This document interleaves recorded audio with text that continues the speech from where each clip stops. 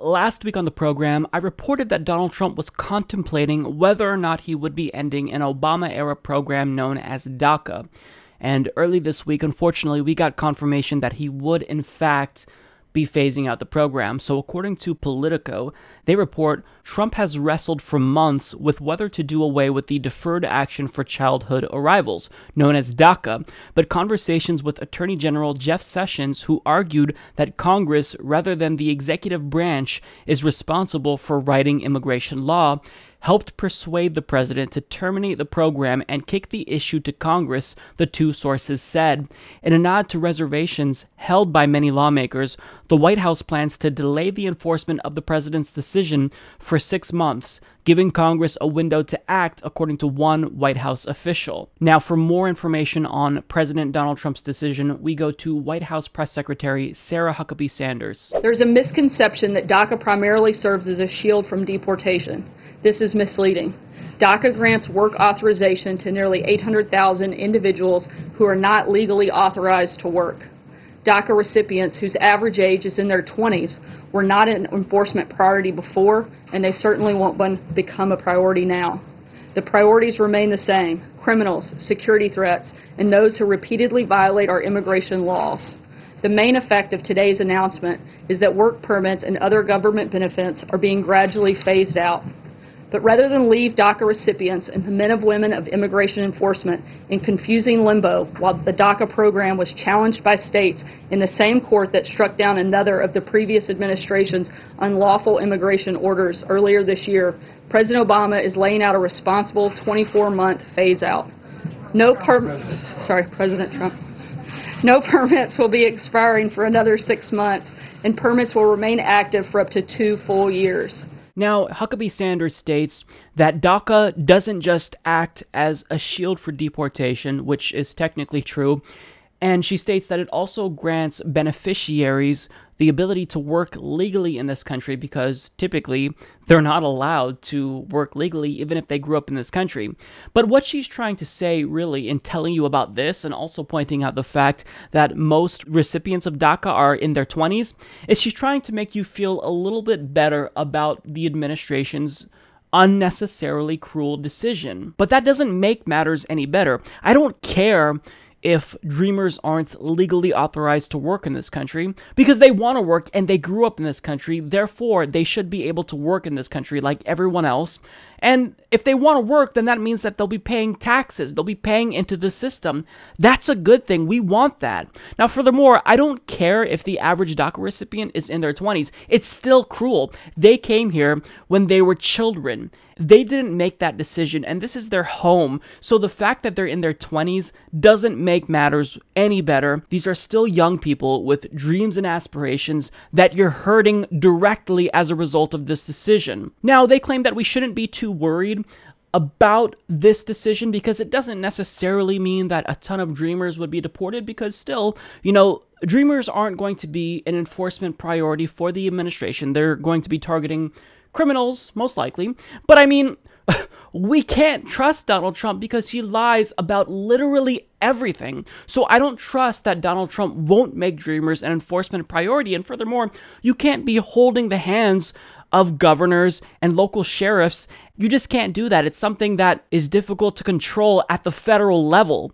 So I don't buy that argument. And regardless of how much they want to sugarcoat this decision, it's still wrong. For the first time in their lives, people that grew up in this country, more than half of which, mind you, arrived when they were just 6 years old, were able to get driver's licenses for the first time. They were able to work legally and contribute to the country that they grew up in and love.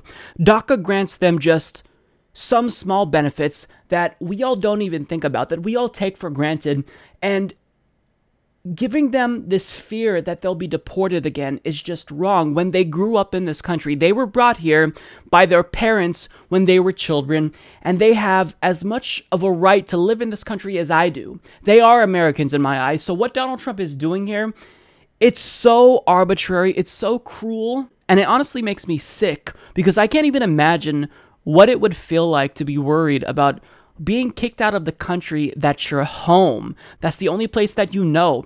It's something that no human being should ever have to worry about. But yet Donald Trump is making sure that dreamers are having to worry about whether or not they'll be kicked out of their home. And it's disgusting. So when choosing to end this program, Donald Trump did one of the most unnecessarily cruel things yet. And it shows that he has no empathy. He doesn't care about humanity. He made this decision for political reasons, but yet he wants you to think that he still cares about dreamers. He literally had the audacity to say that he has great love for dreamers. And I'm not kidding about that. Well, I have a great heart for the folks we're talking about, a great love for them. And people think in terms of children, but they're really young adults. I have a love for these people, and hopefully now Congress will be able to help them and do it properly. And I can tell you, in speaking to members of Congress, they want to be able to do something and do it right. And really, we have no choice. We have to be able to do something. And I think it's going to work out very well. And long term, it's going to be the right solution. So after deciding that dreamers should now live in fear once again, fear that they'll be deported for driving without a license, fear that they'll be deported for working in this country and trying to contribute to this country, he still has the gall to claim that he cares about them, that he has great love for them, and that really this is the right thing to do because it will compel Congress to act finally. Get the fuck out of here with that bullshit. That is the worst reasoning ever, and really what Donald Trump is doing here is damage control because he knows that this is wrong. It's immoral for someone who self-identifies as a Christian to do something like this. I mean, he spit in the faces of more than 800,000 DACA recipients in making this decision, and this asshole of a so-called president is trying to claim that he has great love for them after making this immoral and cruel decision. Get the fuck out of here. It just makes me so irate hearing him say shit like that because we all know it's not true. And think about how unreasonable his statement is. President Obama implemented DACA because Congress refused to act. But now Congress is saying that DACA is unconstitutional when their unwillingness to act was what catalyzed DACA in the first place. DACA wouldn't have been needed if Congress actually did their job and passed the DREAM Act. But now Donald Trump's administration is saying that it's an overreach of the executive branch because DACA is something that should have been done legislatively.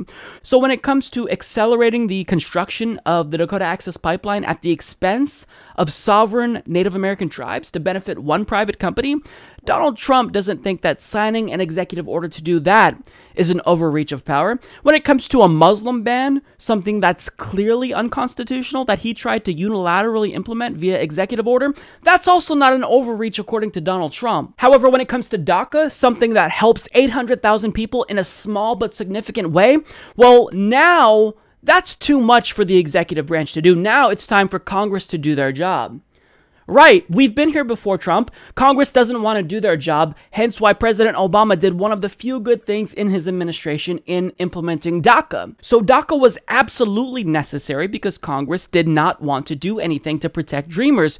And by framing it this way, Donald Trump is trying to paint himself as the compassionate one. And he's trying to reinforce this idea by calling on Congress to pass immigration reform to make himself look better. But that's not what he cares about. It's nothing more than a means of damage control because DACA was necessary until said immigration reform passed. And Donald Trump knows that Congress most likely isn't going to do anything to act. So in making this decision, he knows he's hurting dreamers, and Congress isn't going to change that. Congress isn't going to step up and protect them. You are not the humane one, Donald Trump. You're the bad guy here. You're the bad person who decided to unilaterally make this inhumane, cruel, and unnecessary decision that protects 800,000 Americans.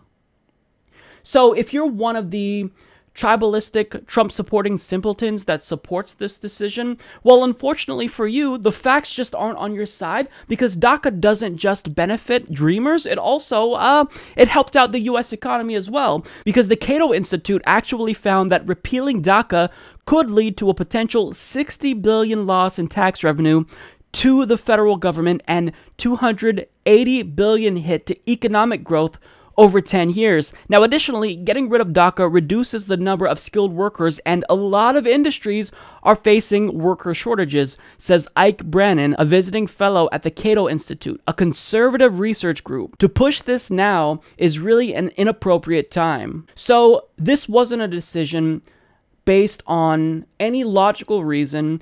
Donald Trump did this because he doesn't like dreamers. He doesn't think that they belong in this country. He thinks that they should be deported and taken to a country that they didn't know, that they never grew up in. I mean, imagine if you were taken to a foreign country that you didn't grow up in and being left there, or having to worry about being deported to a country that you're not familiar with.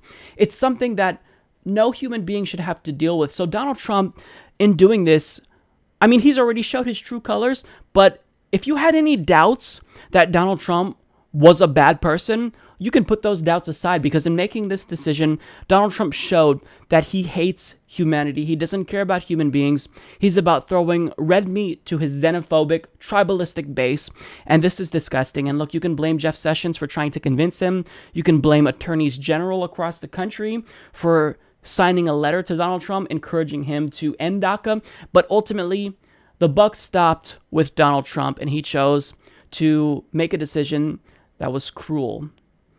And that's unacceptable.